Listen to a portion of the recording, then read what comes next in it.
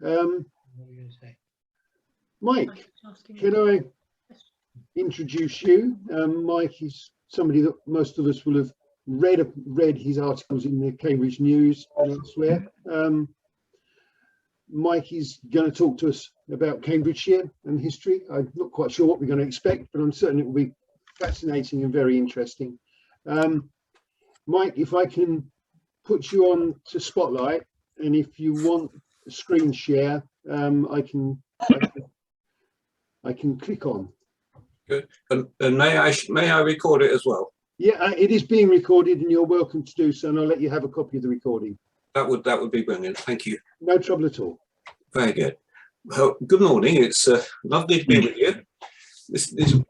I don't know how you get on with these Zoom things. I am struggling with all these Zoom things, but never mind. We're going to try and manage it.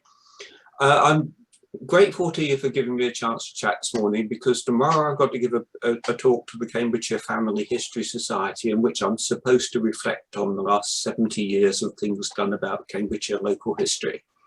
And heaven alone knows what I'm going to say, and I'm really not sure, but I have put together one or two things, and I wonder if I can just share a little bit with you and then see whether it works. And in all probability it won't work at all, but bear with me. Come on, we'll be kind. I promise we'll be kind. We'll be kind. Right, I'm going to see first of all if I can share this screen, and whether I can share the screen, and then if hopefully we'll get a PowerPoint presentation up.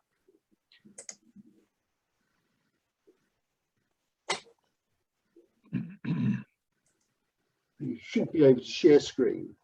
No, you can't see the. Yeah, can you? Can you see that? Not yet. Not yet. Okay. In that case, there's something. Let me just. You have to tell us what you're expecting us to see. We can see a file cabinet behind you. Yeah. No, that it's not that. What I'm trying to do is to share a PowerPoint presentation. Here we go. Hang on. There you go. Here we go. We've got it. What have you got now? We've got a picture of a large greenhouse. Oh, in that case, we may well be getting somewhere.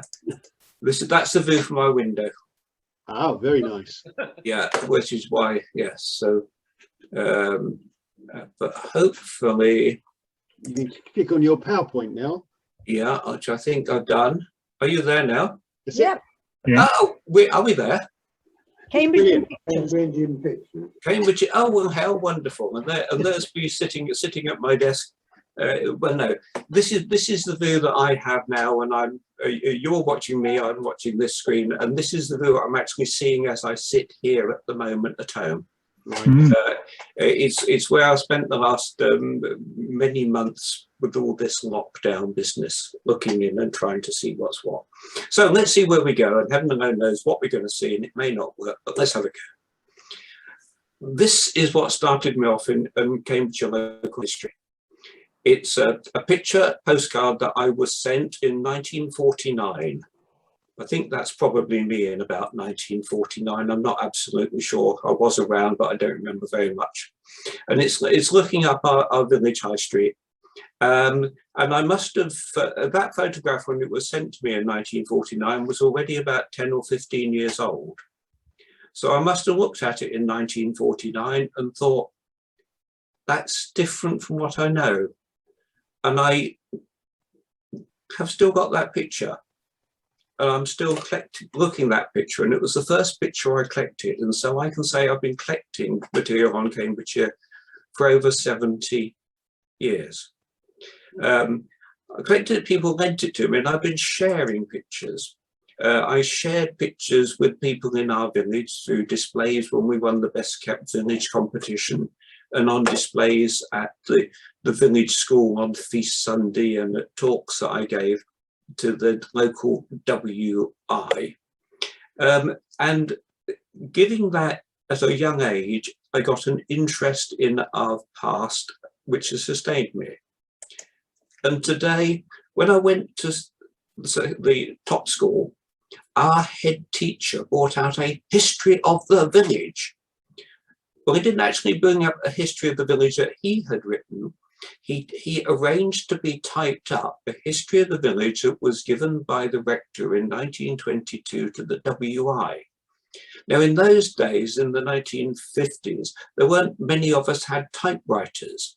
So he got the county librarian's secretary to type it up. Today, every child at Streatham School has a copy of that lecture on their tablet or laptop or computer, but they have it in the form of the original article that appeared in the Ely Standard in 1922. In fact, not only have they got the article that appeared in 1922 reporting the lecture, they have a whole series of other articles published in the Ely Standard for 1922. They can just click on picture after picture after picture and go on page after page after page. And you can do that too, because everything that we're going to look at in the next 40 minutes or so is actually on whatever device you are now looking at. You can say, I can't find it, but I can promise you it is there. Amongst the things that children have, as well as having that history by the rector, they also have a number of other histories, including this millennium history that I put together with a team of other people who knew far more about archaeology and buildings and whatever than I. And when that was published in 2000, it was available as a booklet in 2 volumes, a small booklet, and also a CD-ROM, because by then, of course, we were moving into the digital age. But long before that, in 1964, I got a job at Cambridge Library. I'd been in a library before because there was a library at Selham Grammar School, and I'm told I spent a lot of time in that. I started off in that library at the back of the Cambridge Guildhall, doing what people do, and then issuing books to people coming and using them. And of course, immediately you're aware that the people that use a public library range in age from the very young to the more mature. Now, this idea that people could actually turn up and borrow a book from a library was a relatively new part of the public library movement. Cambridge Public Library had set up in 1855, and the first thing that it had done was to try and collect every book that was written about Cambridge and Cambridgeshire. And for 50 years, it displayed around the walls of their library. But then following the Second World War, things changed, priorities changed. And by the time I discovered this collection in 1964, those books were still there, but they were hidden up in a small room with no windows.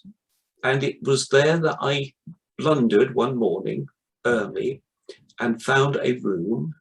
And I thought, well, I wonder what's in that room. And looking around the room, I saw a book. And it was a book that I recognized because my granddad had it. Now, my granddad was the village mole catcher, but being a fen boy, he didn't have much time for reading, but he did have 2 books. And one was a book on the history of the fens. And that book was on those shelves. And it was Granddad's book, because Granddad had a copy. And beside Granddad's book, I noticed there were other books on the fens. And across the other side, there were books on education. And across the other side of that, there were storybooks and there were poetry books. And the things that united those books is that they were all about Cambridgeshire. And they were in that room. And they'd been collected for 110 years. And they'd never been sorted. And I thought that was an interesting way to spend a fortnight. And I spent the next 30 odd years sorting, sifting and unlocking it. For the 10 years I spent sitting in that room, I had a companion. He'd been dead a long time before I met him, but his name was Charles Henry Cooper. And he had written a history of Cambridge that looked at Cambridge from the earliest times up to 1854. Wonderful inspiration. In order to exploit that material that was hidden away and to share it, I did a whole variety of things. And one was I went to a series of meetings at Hadnam, organised by the WEA on the history of the fens. Now, going to WA meetings is a dangerous thing to do because that's where I met my wife. And whenever I say whatever's happened from this time on, it is a we, that it is the two of us, not one of us. One of the things that we did with this Hadnam WA group, we got them to come to the library. And while they were at the library on that late nights, we kept them till night, we got them to go through the local papers, the papers that had been published in Cambridge since 1770, and to start to look for things about their locality. That initiated the idea of a project that ended up with volunteers indexing the village news for every village in Cambridgeshire and the Isle of Ely between 1770 and 1899. And many of that was published in a series of booklets called Chronicles, because they were village news from the Cambridge Chronicle. And the first of those was on Streatham. But the other thing that the Hadnam WEA group introduced me to was the floods. I had not realised that in 1947 we had lost 100 square miles of fenland. But one man had photographed it, and that man was Walter Martin Lane. When I learnt about that, I thought, this is magnificent. And I knocked on his door and said, Mr. Lane, I believe you took photographs. Could I see copies? And he'd got those pictures. I went back to the library and said to the librarian, do you think we could buy copies of these pictures? The librarian said, well, we've managed to make £30. I went back to Mr. Lane. Mr. Lane, would you print these? To cut a long story short, he printed off 300 of his pictures. And he then passed on to the Cambridge Collection the negatives of all the 1,000 that he had took. We put them on display back at Hadnam, where people who were involved in the floods, who were part of it, who saw themselves and their parents in that, commented. But we also put them on display in an exhibition at Cambridge Guildhall. It was an exhibition in which the librarian was there, the sitting librarian and the mayor. And the important thing was that it arose people's knowledge of the existence of the Cambridgeshire Collection. And most importantly, it ensured that that record that had been taken by Walter Lane did not get lost. It is there and it is shareable. With that sort of boost, the Central Library, when it moved out of the old library at the back of the Guildhall to the new library in Lion Yard, had a suite of rooms on the 3rd floor that were dedicated to the Cambridgeshire Collection. So that when Princess Anne and the County Library and the chiefs there was a whole, people could appreciate for the first time the full range of material that was there. And over the next 30 years, that material was being used by up to 1,000 people every month. And they were able to use it because in the previous decade or more, we had produced detailed indexes that unlocked the material that was in the books, unlocked the material that was in the newspapers, unlocked the pictures, unlocked the maps. It was there to be shared. People used it. Most important amongst the people who used it were youngsters. One of the things we set up in the room adjacent to the main study room was a teaching area where classes could come. It wasn't big enough for a whole class, so half of the class worked on something, discovering their locality, their street in Cambridge. The other half toured the Cambridgeshire Collection, and then they swapped over. They didn't want to swap because the ones that were busy working wanted to carry on working, and the ones that had been doing the tour, but it worked. It worked, and to such an extent that we got a history teacher seconded from the Manor School to do a report on the significance of that material and how you could use it with youngsters. And as time moved on, the Open University were using it when they were introducing projects on CD-ROMs. So the collection services every age and ability. I had great times doing that, but after about 35 years, things were changing within the library service that I could not endorse, and neither could I stop. So I had the opportunity to leave, and I took it. And it was one of those times when you take it, all sorts of things happen with awards and honours and things of that sort. But the most important thing that I got in my retirement package was the right to go back to the library. Well, everybody's got to go back to the library, but to take copies of anything that I used for my work and my talks. So having been ousted, I rented an office in the library management corridor, and I went back day after day, going back. I went back, but things were changing, and that material room that we'd created with that office that I'd set up was destined to change. I went back until the day before that changed, and then before I walked out, the electricity failed.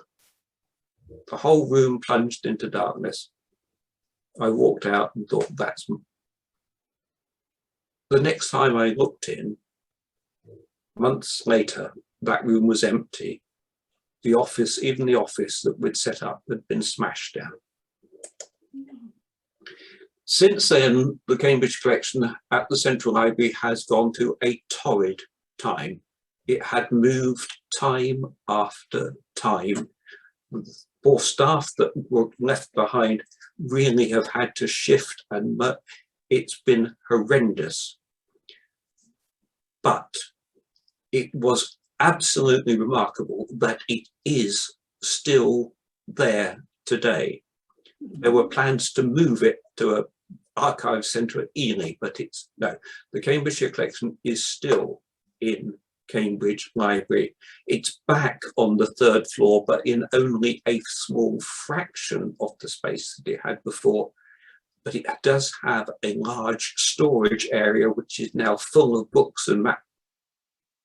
Effectively, it's gone back to what I discovered it in the 1960s.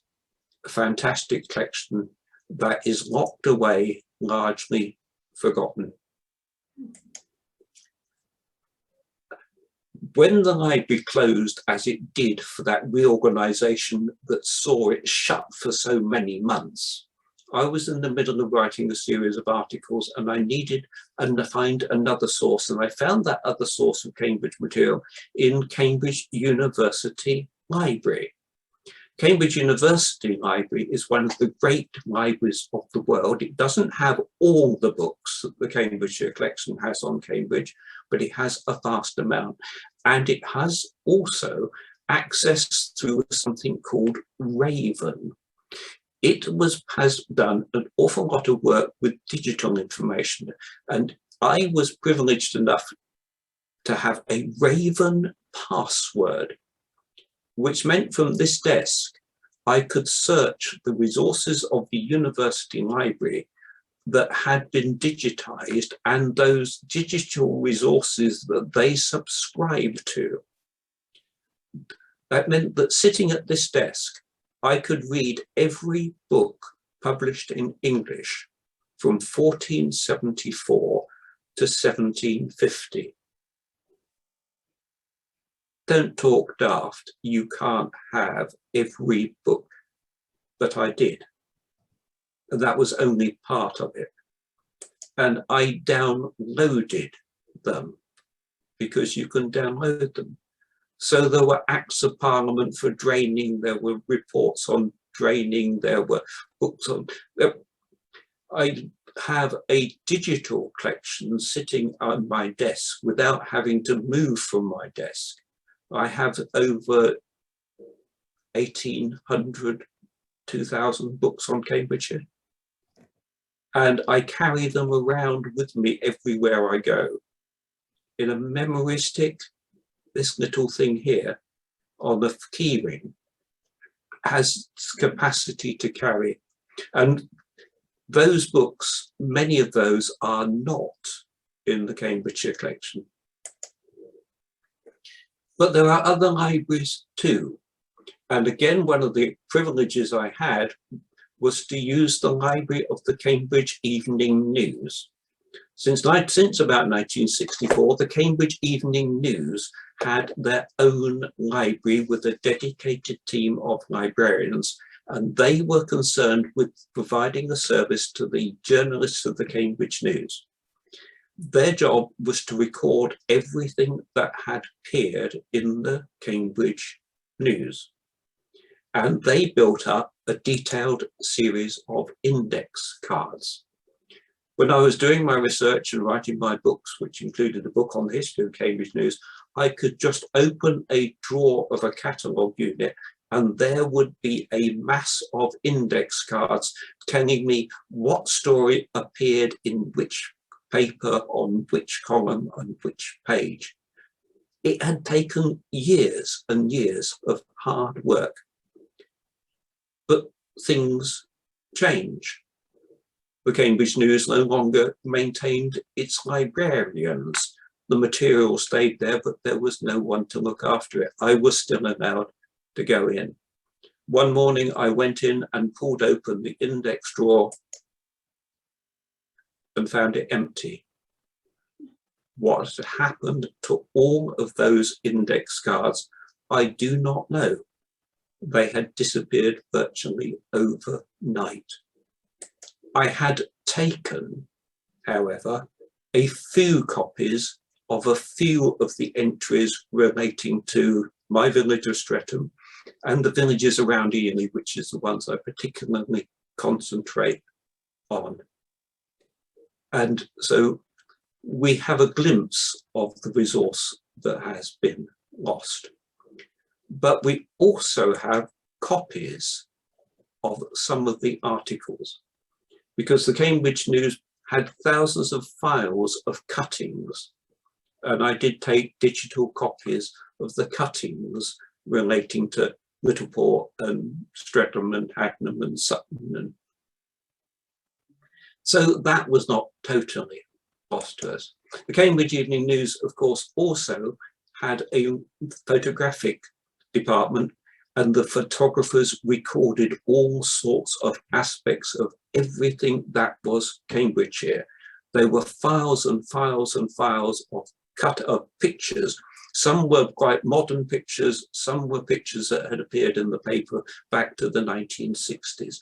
They were arranged under all sorts of topics, everything you could think of, every village that you could think of, every street that you can think of, every Cambridge business that you could think of. There was a newspaper cutting. Sorry about that. But as well as the cuttings, there were negatives. Drawer after drawer after drawer of negatives. There was an index that enabled you to find what pictures there were taken in 1965 of Petty Curie, but no index to say what all the others were.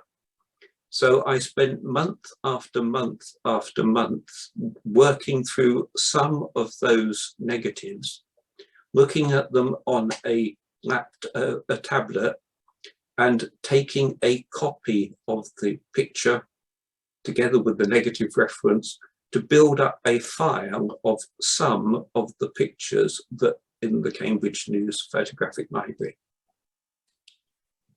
As I've said to you, everything that you're looking at is on your device. So you have those sitting on your device yourself. Today, those photographs are no longer in Cambridge. The Cambridge News no longer has a base in Cambridge. All those pictures are based at Watford in the offices of Mirror Pics.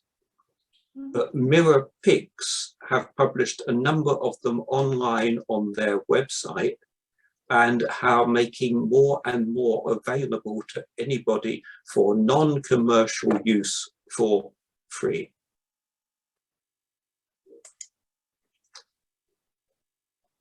I had got that access because I've done a number of books, many of which are drawn on the resources of the Cambridge News. And I had also written a whole series of articles in the Cambridge News to promote the use of the Cambridgeshire Collection. I wrote articles every week for 30 years, and after I left the library, I upped those number of articles, so we were writing 5 or 6 articles a week. They were memories, reflections, Pickwick's Cambridge scrapbook, and those articles were in turn being cut and filed in these folders. But as we know, the librarians at the Cambridge News had built up folder after folder after folder, not just of cuttings, not just of photographs, but of cuttings. I was at the Cambridge News when the man came to collect the photographs to take them to Watford. I said to him, "What are you going to do with all these folders of cuttings?" He said, "I have no use for them. They're going to be dumped." So don't dump them, give them to me. I inherited a file of cuttings, of thousands of files of cuttings relating to everything that had been published in the Cambridge News from 1964 onwards. And I have passed those on to the Cambridge Independent, and they are now taking care of those. Indeed, as we speak, the last file of those cuttings is due to be collected from the offices of the Cambridge News at Landbeach and taken across to Milton. A number of those files I did copy, as well as the few relating to the immediate villages. So there is a file on fenland, which you have on your computer. There is a file on drainage, which you have on your computer. There is a file on some railways, but it's only a fraction. But you know that the rest are accessible, or once COVID is over, the Cambridge Independent will make them accessible to you. And again, in order to spread the word of what the Cambridgeshire Collection was, I used to give talks.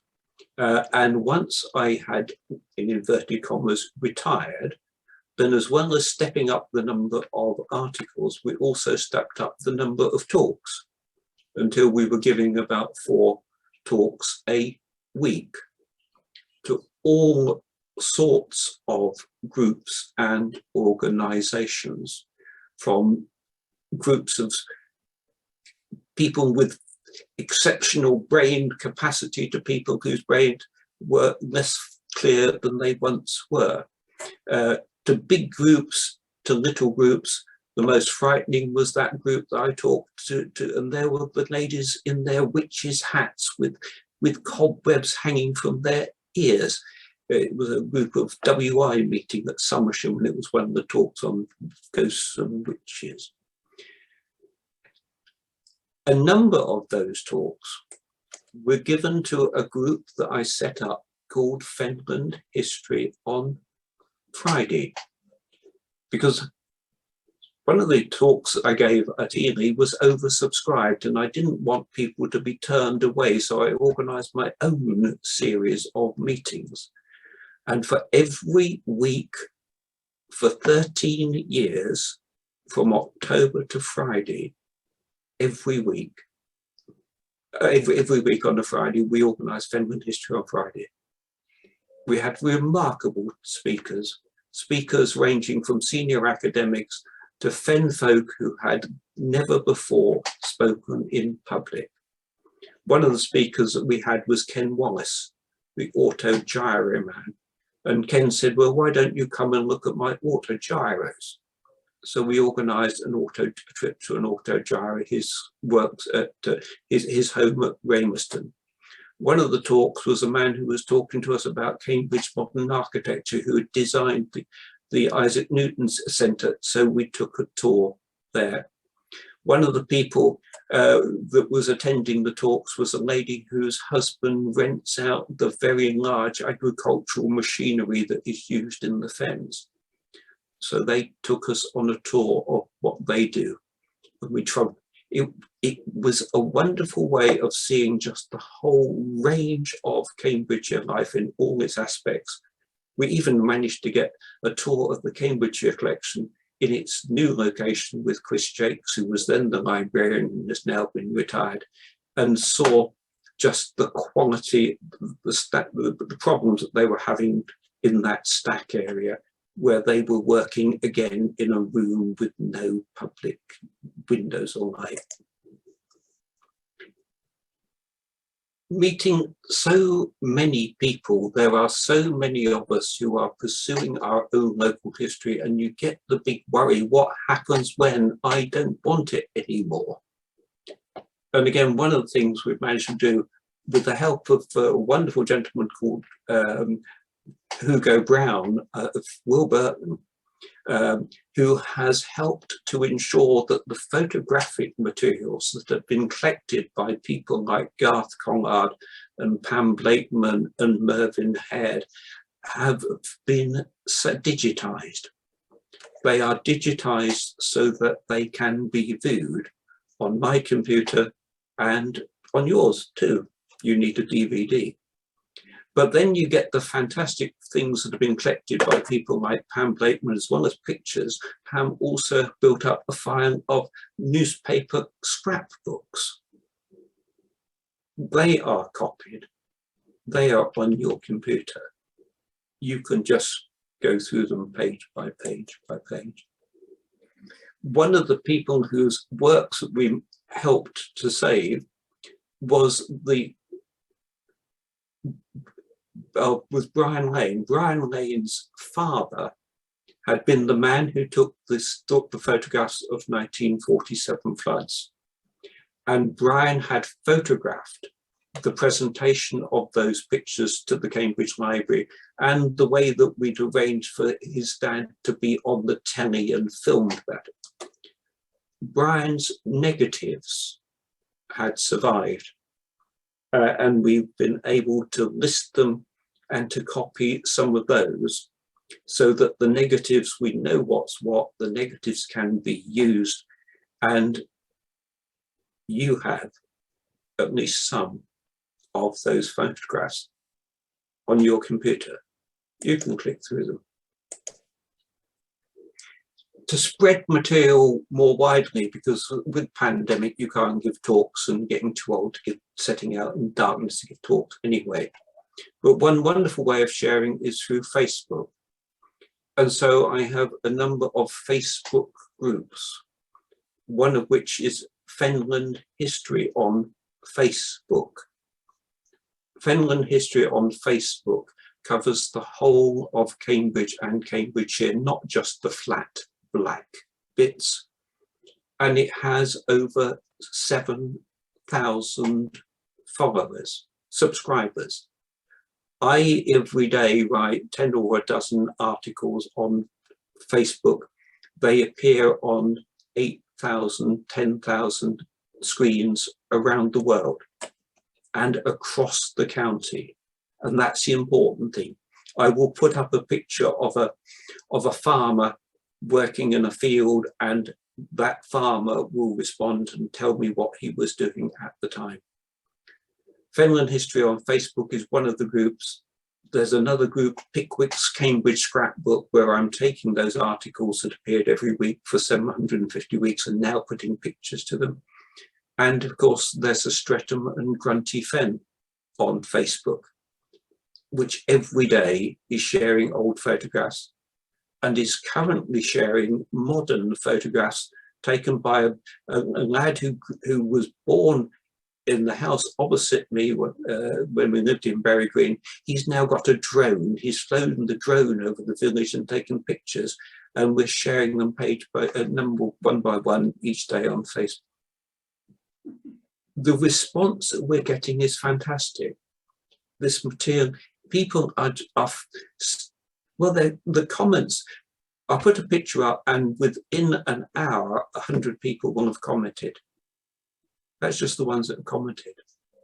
If you think the number of hours that we've all spent in lockdown, so many people have been able to spend a little bit of time yeah, it's been fun. One of the Facebook groups is called Cambridgeshire Chronicle on Facebook. Now, village is a fascinating place, and it's relatively easy to deal with the history of a village. But when you get a place like Cambridge, Cambridge is so complex.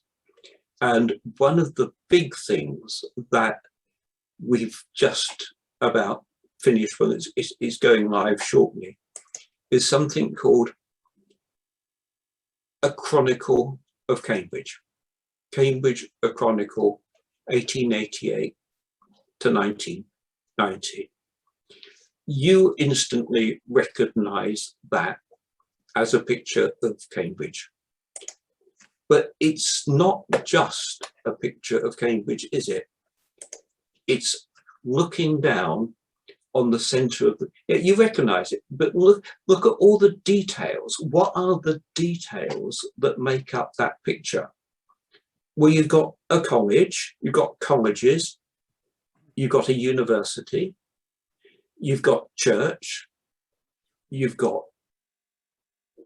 streets, you've got shops, you've got electricity, you've got transport, you've got the market, you've got water, you've got power, or in all probability, telephone. All these areas make up Cambridge. And Cambridge, as you know, seen from one angle, you recognise it instantly. But change your attitude just slightly, and you are still in Cambridge. You're still at that same time, but now everything seems to have changed. You're really looking hard to find anything that you spot. I mean, this is the old Guildhall, which was knocked down to make way for the new Guildhall. Those blocks of houses that stood alongside the marketplace. Those the churches that we've less. And again, just looking at this, just the other day, having looked at this time, this is the market, which seems to be undergoing some changes. If you look at it, there seems to be barriers around the edge of the market. And we just had wondered, were those something to do with the stalls? And is that in any way reflecting some of the current debate there is about the use of the market today? So we've produced something called a Chronicle of Cambridge, divided into 100 sections, looking at each of those topics. Now, in part of that, I can do because as well as the Cambridge Chronicle, there's a Cambridgeshire scrapbook. I've read 100 years of Cambridge papers and made notes of the interesting articles relating to all aspects of Cambridgeshire as reported in the Cambridge paper. That is a 4,000-page document which you have on your screen. You can just click on it and there it comes up. And you can read articles year by year by year by year, month by month by month by week. And it will give you a summary of the story and it will give you a reference. One of the pages has this sort of links. So you can read the report of what happened in Cambridge in 1942 or 1919 or 1967 or 1983 or whatever. But by clicking on that link, you can get on your screen articles from that year. You can literally just on your tablet, just fall through article after article after article after articles that appeared in the Cambridge paper in 1942. And that's only 1 year. As you see, you got them from 1905 to 1990. Not every year, not every article, but every significant article that I spotted. So reminiscing, looking back to what life was like when you started your career, when you started to make a family, the issues that you were faced, the main articles are there, but you will also find some of the things around it, the adverts. I tell you, it is absolutely fascinating. Just click through it. Your days will disappear. Your time, you'll wonder why you've not had a dinner for 2 days. It's because you've been reading the Flaming Computer.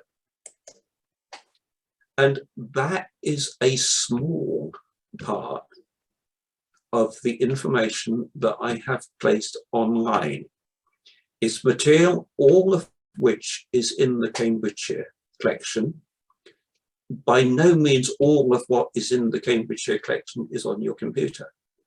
But at this time, especially when we have lost our Cambridge Collection and our libraries to lockdown or whatever, it is a resource that is there and can be used. It's what I've been doing. It helps pass the time. And it's kept me, I don't know if it's kept me sane, but it's given me something to do. And I am delighted to be able to share at least some of that with you. So thank you for giving me the chance. Fabulous. Mute myself. Mike, thank you so much. It's wonderful to just experience your passion for collecting, and I'm just astonished at your ability to archive so much material and still be so enthusiastic. Remarkable. Let me take you off screen share. Let me take you off. Move spotlight. Get all the group back on. Okay.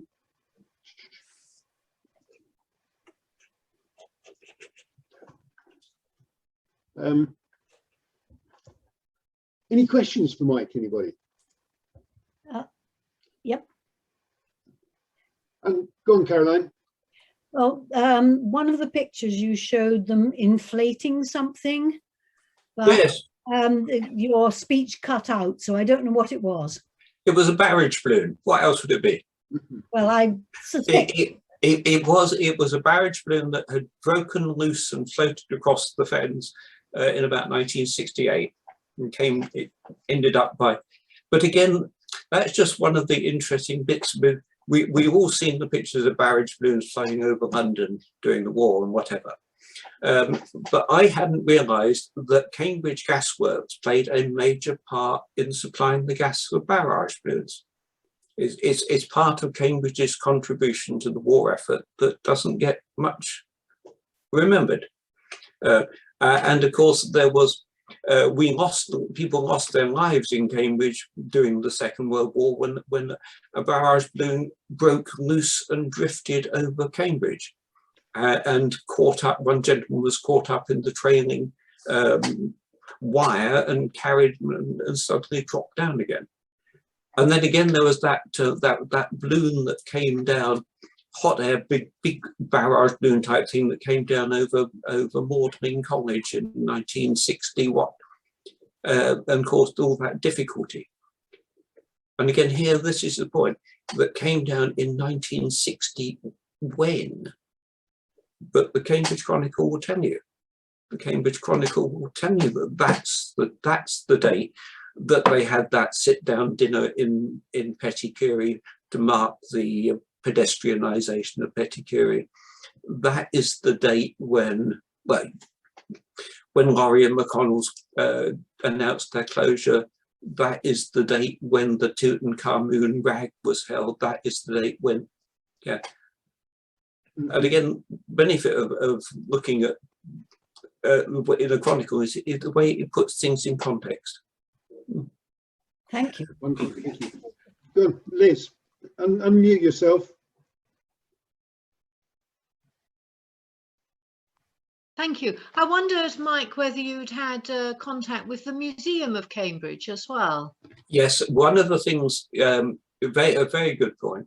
One of the things, of course, I've managed to help other people's material and their families preserved, and I got the same thing. That the Museum of Cambridge, I worked with the Museum of Cambridge forever. I mean, when I started, of course, it was Enid Porter. And one of the great things that happened is if the telephone rang in my little cupboard, it would be Enid Porter on the other end, and I would be so chuffed that I was speaking as whatever. And these days, if you look at the way the resources that we have for discovery, the Museum of Cambridge is really pioneering the use of computers. They have a fantastic Capturing Cambridgeshire website, which they house, sharing so much material on areas not only of Cambridge but also of the surrounding villages. And one of the things we have managed to do within the last few months is that all my material has been shared with the Museum of Cambridge and is increasingly going on their Capturing Cambridge thing. And again, if I'm thinking about what is the future for this digital material that I've collected, the County Archives, which is now at Ely, do not want digital material for various reasons. And so I shall obviously put copies of the material in the form of CD-ROMs in various places, but I think probably the Museum of Cambridge looks like at the moment, is the main way of reaching out. But the problem again with the Museum of Cambridge, like all others, is there's no guarantee that the contingent funding will continue. Things have this attitude of going up and coming down, and it's a great shame. It's a way of life. It's a way of life. The work that John Pink did in putting in that Cambridgeshire Collection in the 1850s, by 1900, that was praised around the country, but by 1950, it had been forgotten. Yeah. So we trying to ensure that he keeps remembered. David. If someone wanted to do a search straight away of, for example, their own particular locality, are there several different sites to do that at, or is there one main one? If you're searching from home, then go on my. I've uploaded material to a number of sites. One site is one called Internet Archive. Now, the Internet Archive and Google Books are two public sites where they have digitized thousands of books. So if anybody written a history of whatever or a book on, there is a chance that either on Google Books or on Internet Archive, it has been copied page by page by page by page and can be read on your screen by page. But Internet Archive gives you the opportunity to upload your own material, which is why I've uploaded thousands of files to Internet Archive. And if you go on my link, which appears on all my emails and all my everything has always got links to these articles, then you may well find that there is a scrapbook for or whatever on there. Otherwise, if you're trying to research, apart from my sites, you have, of course, the Cambridgeshire Collection catalogue. It has a catalogue, I created it. It is online, but I can't use it. I don't know how to, it just doesn't seem to work, which is a great shame because I have put a variety of the catalogue up on my own site. So yes, and don't forget also that there are a number of groups like the Mill Road History Society and the various CCAN Community Archive Network sites and the various Windmills Society, their Mills Archive, and which have their own websites, and they're publishing an awful lot of information online. The problem, again, of course, is going to be that those sites might disappear tomorrow. But on the other hand, we've lost our libraries and record offices anyway for the last year or two because of COVID. So is that a combination of text and photos? Yes, both. Yeah, with the big one, the Internet Archive is a site that I use to share text. Google Photos is a site I use to share pictures. So I've shared about 18,000 pictures on Google Photos. It's one of the ones which was until recently free, in that I could upload any numbers of pictures on Google Photographs. Nowadays, they have imposed a limit on adding more, but the original ones are still there. So again, yes, you can share. And you can just click through picture after picture. I have the pictures I have, I file in folders. Each folder has a number, folder 163. Each folder has 100 pictures in it.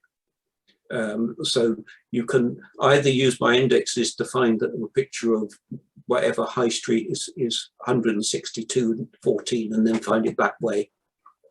Or you can just click and you can just have fun of just flicking through picture after picture after picture after picture and letting your mind take you off and going off on angles. It's a wonderful way. Oz, would you want me to say something? Yes, thank you. Thank you very much, Mike. That's very helpful. I have a question related to this map, which, as you see, was priced at 30 pence, so that dates it as well as I can. But I noticed on it a reference to the Cambridge water softening plant out in Cherry Hinton off the Fulbourn Road. Yeah. I searched on the internet, I found absolutely nothing, which surprised me. Again, the Cambridge 1888 to 1990, a chronicle, which you know is online, is divided up into 100 sections. One section is water. If you go through that, it will put the softening plant in its context with the developments of Cambridge water, with the outbreak of typhoid from Cherry Hinton or Fulbourn Hospital, which was poisoning the Cambridge water supply in 1900 and whatever it was, through to the various developments. Thank you. Wow. Does it still exist? I think it's closed. I'm not sure. Okay. Mike, maybe off when we finished, I can drop you an email and maybe you can give me some of the links so I can share some of the links. Yeah, but you've already got them on every email that I've sent you, but yes, you'd be happy to. Okay, thank you very much. I'm just astounded at what we've been listening to today. Any other questions for Mike? Oh, it's Barry. Unmute.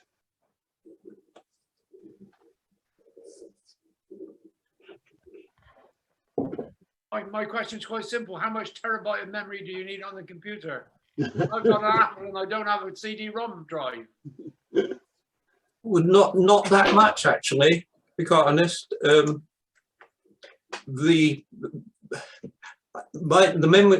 memory of obviously my computer got various hard drives alongside it and all the rest of it. But no, I think each file should come through to you quite easily, I hope. But then again, this is the problem with computers, isn't it? I mean, I was scrapping around like a mad thing trying to complete this presentation this morning, and I just couldn't remember what I was doing. I see, well, I know there's a file in here somewhere. I've been using it 2 minutes ago. Where the devil is it? Yeah, it's a library of passwords or something like that. A library of passwords. Passwords, yeah, yeah. No. No, it's frustrating, and it's like life, isn't it? Because and then well, it's like Cambridge. You look one way, everything seems straightforward. You look the other way, it's all different. You're completely fuddled, and it gives you something to do, doesn't it? Pass the time. Keeps you out of mischief, doesn't it? Keeps you out. Goodness me. Yeah. Mark, did you want to say anything if you're still there? Hello. I am. Mike, hi, that was really fascinating. I mean, I often think that history is a very sort of selective art, and you know, what we popularly see as history is just the the top of the mountains, those issues that have come very much to the fore. But real history depends on people like you.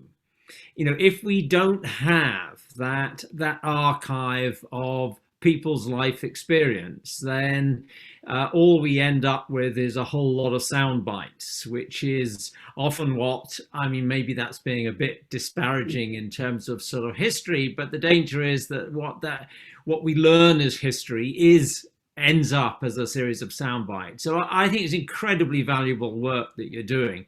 And fascinating, and also having known some local historians. I live in Hilton, and I don't know whether you ever came across Jack Dady, who was a good friend who did some really interesting work in terms of the history of Fenstanton and Hilton. I've said enough, but fascinating, and thank you on behalf of us all, and well done, because as I say, the very nature of history depends on people like you. But the very nature of history depends on people like yourselves, because you are all part of Cambridge history. And then one of the benefits that I've had of travelling around is that I've met so many fascinating people, and they've been in the audiences. It's the people that I've been standing at the front, but I've known the expertise is in the room. And one of the big achievements that I've found is giving a talk, and then somebody will say something, and I come away with the wife and we say, we met a real person today, a real fenland who really knew, and the fact that we have somehow encouraged them to come to a meeting. So I have a chance to meet them. Whoever's sitting standing in front is not important. It's the important thing. An important thing is groups like your own. I mean, I've visited so many. I suspect I'll visit far less now, especially with getting too old to travel out in darkness, but doing it in daytime or by Zoom it's not the same, is it? But it's an alternative. Well, thank you. Ruth, did you want to say anything? Well, I've been fascinated because I didn't even know there was a mole catcher. Did you not? No. Oh, So I've learned today. She hasn't lived, Mike. Mole catcher. Well, you must take yourself to the 5 miles from anywhere, no hurry pub up where, and have a pint of mole catcher. Yeah, fascinating. I really enjoyed it. Thank you, Mike. Yeah, Oh, Mike, thank you so much. It's been a really cracking hour, and I wish you every success for what you're trying to achieve. Thank you very much. Well, and I can only do it because of the appreciation that we've had, and so thank you. You're welcome. Thank you very much indeed. Thank you. Thank you.